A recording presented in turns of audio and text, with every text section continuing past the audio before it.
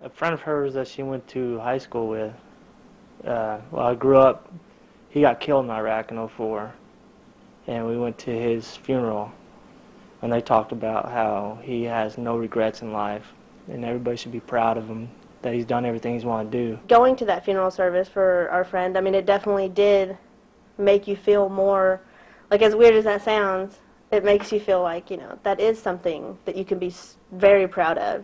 I'm super proud of what he is doing in the service. We've been in for 6 years, and I wouldn't change a thing. I think it's been great, even though he's gone all the time. Like, it's been worth it for me for what it's provided for us and the pride that I have in what he does. Dandy's helped me out a lot. She gave me the motivation, the push that I needed to do it. He was willing to really tackle a goal because, we were younger, and we really didn't have anything set in, like, what we wanted to do with our future. And so when he said he wanted to go to the military, and I was like, hey, that's good, stability, and I've always been patriotic. I knew he was patriotic, so I thought, maybe it's something to try out. I'm a 19 Delta, a Cav Scout. You have to translate that into It's like English. a glorified infantryman. We roll, it's a combat arms. We're on the front lines just along with the infantrymen. And What's the difference in the training that you get and an infantryman gets? not too much. We roll in a smaller team. Like my first deployment, we had 15 guys in our platoon. And a lot of the infantry platoons have like 20-something to 30, up to 30-something. And the idea is to be more mobile, or? Well, my first deployment, we were light, so we were on the ground. We walked everywhere, and we had less personnel. We got more types of weapons than most infantry use. And we have an LRAS. It's a long-range scout reconnaissance surveillance system. And you can look at people at a pretty good distance, 18 kilometers out, if not farther. See them? Yes, you can see them. Whoa. And it's when I was in Afghanistan, it helped out a lot. How long is this deployment theoretically supposed It's supposed to be a year. Last month, the first time I went to Iraq was about 6 months, and I was in Afghanistan for 15 months. Talk to me a little bit about what your life is like there. It's we do some patrols. We just drive around more or less, trying to help out whenever we can help out with IP and IA, the Iraqi police and the Iraqi army. And we get rocketed sometimes, but it's pretty relaxed. We help train some of the Iraqi army and Iraqi police where we're at now.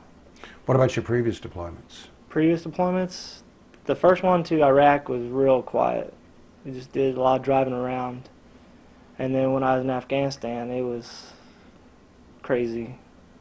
We got a lot of firefights and rocketed a lot. It was definitely an adrenaline rush.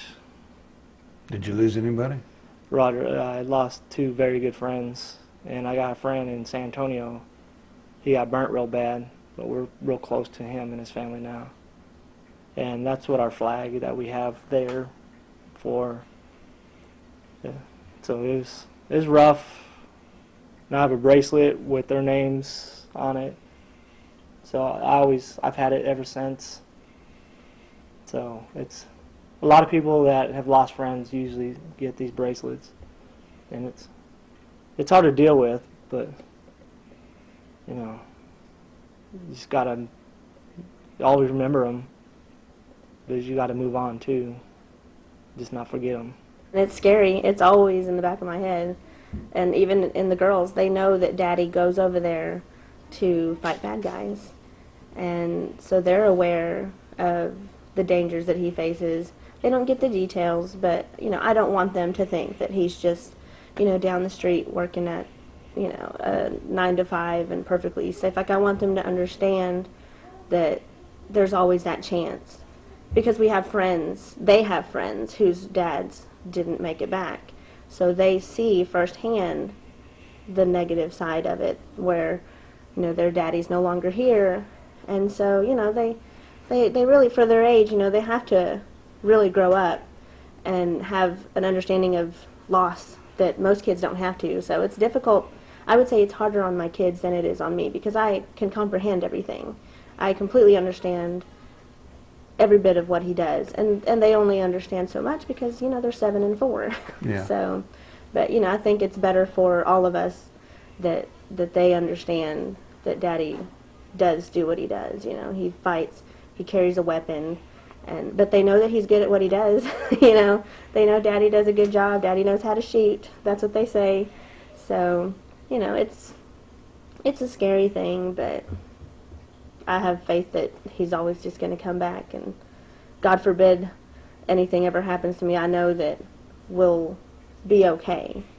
The Army has taken very good care of the friends that we know that have gone through that loss. And so, like we always say, God forbid it ever happens. We don't ever want to think that it could, but the sad reality is that it definitely could. And so we just have been lucky that he's come home, the last couple of times, and this time he's here on R&R, and we're looking forward to when he comes back in December. And so we've been very blessed to have him make it home every time. Do you ever think twice about going down this road with your husband?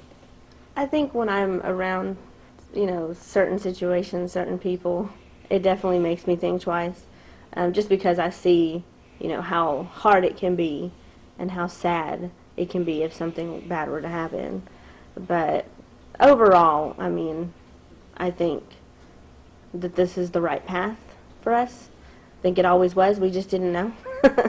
And, unfortunately it took something very tragic happening to kind of put us that way. Because I don't know that we ever would have had, I not lost my friend, because I really don't know what would have convinced him or, kind of opened that door to him at that time. Because we just kind of were going through life, flying through job to job, not very stable. And then that happened, and everything just kind of fit into place, and everything's been great aside from the separation. But that's the norm. We're not the only ones. Everybody does it. Some people have done it more often, and they still manage to keep it together and just roll with the punches and keep trucking.